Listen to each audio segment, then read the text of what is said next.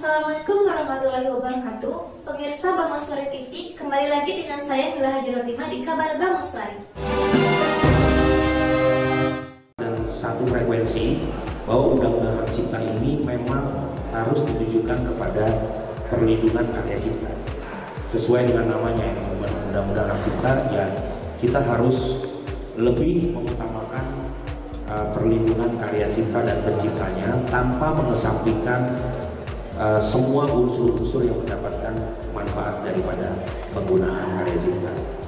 Jadi apa yang terjadi saat ini kami tidak mau menyikapinya lebih jauh karena kami rasa ini bukan masalah penyanyi dengan pencipta, tapi ini adalah masalah perbedaan cara pikir tentang ekosistem yang ada sekarang. Nah, tugas kami bermitra dengan penyanyi dan semua stakeholder musik untuk supaya ekosistem ini bisa diperbaiki dengan cepat. Kira-kira saya sebagai sekjen aksi bisa menyampaikan hal seperti itu. Silakan, kemudian ada mau menambahkan? Dari sisi penyanyi. Oh iya, saya dari sisi penyanyi nih, kebetulan yang juga pencipta lagu. Jadi mungkin beberapa teman media tuh menyikapi ini adalah ada konflik antara penyanyi dengan pencipta lagu.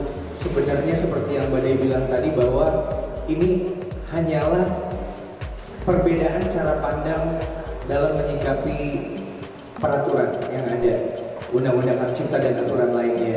Jadi di sini saya kebetulan menginjakkan kaki di aksi Asosiasi Komposer Indonesia, walaupun saya juga tetap sebagai penyanyi, saya lebih dikenal sebagai penyanyi karena di sini kami semua memperjuangkan hak cipta dan kami sangat senang dengan support Bapak Menteri tadi ketemu karena sepemahaman tentang undang-undang hak cipta yang harus membela kepentingan pencipta lagu tanpa mengesampingkan kepentingan lainnya. Jadi saya sekali lagi mengucapkan terima kasih untuk Bapak Menteri, dan dari aksi kita sangat menanti revisi undang-undang hak cipta yang akan segera dilaksanakan. Ya, satu lagi yang mesti kami sampaikan, besok tanggal 28 ini ada pertemuan ya antara stakeholder ini semua, bahkan penyanyi, pencipta dan juga manajemen artis, lalu ada beberapa event organizer.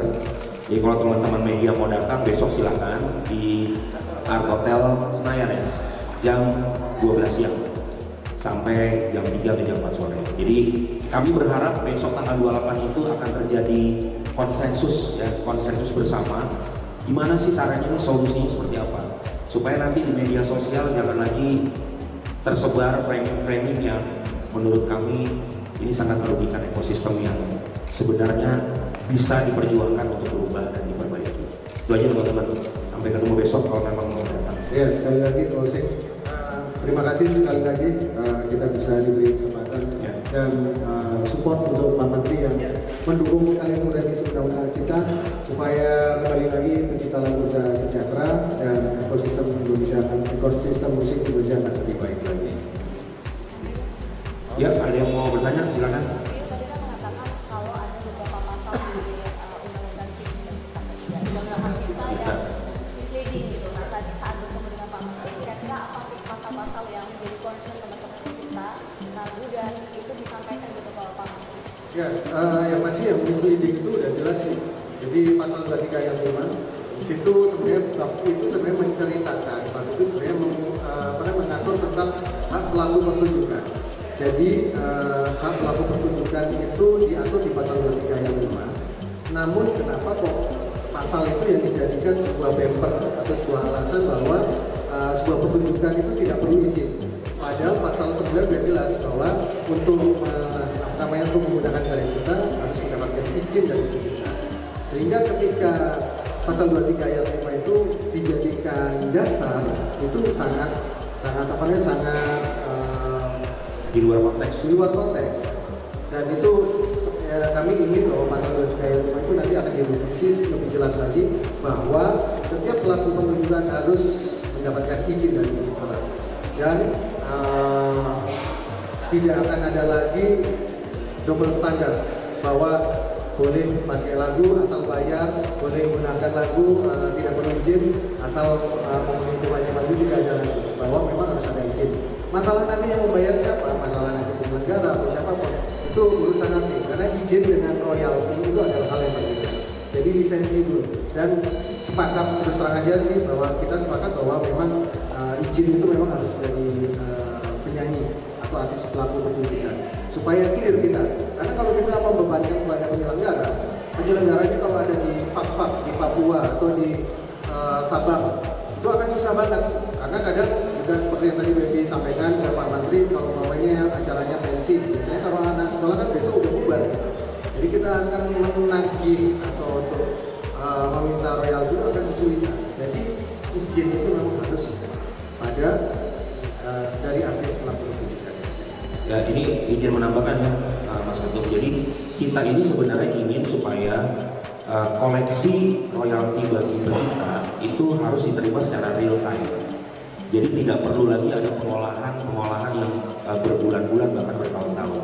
Karena pada kenyataannya di dalam 1 tahun pembayaran royalti performing rights pun itu tidak terlalu signifikan, bahkan nilainya hanya ratusan ribu. Jadi ini kan ada masalah dalam sistem.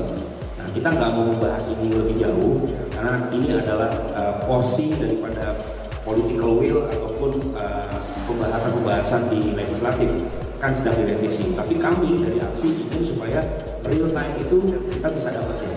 Nah, bagaimana nanti sistemnya? Nah, kita lagi menunggu revisi undang-undang.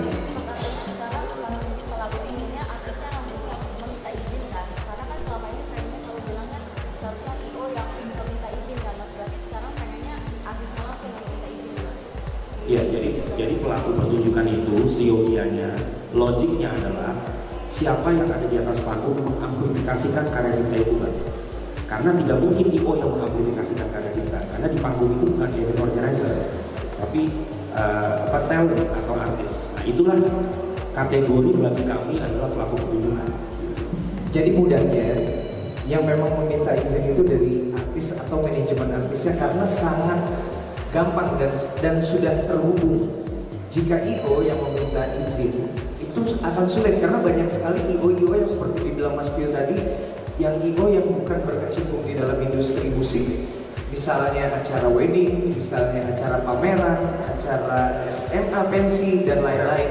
Jadi yang paling mengerti sebenarnya dan langsung terkoneksi dengan pencipta itu adalah dari pihak artis atau yang memakai, dari manajemennya yang memakai lagu dari pencipta. Ada nomor teleponnya aja punya, kan?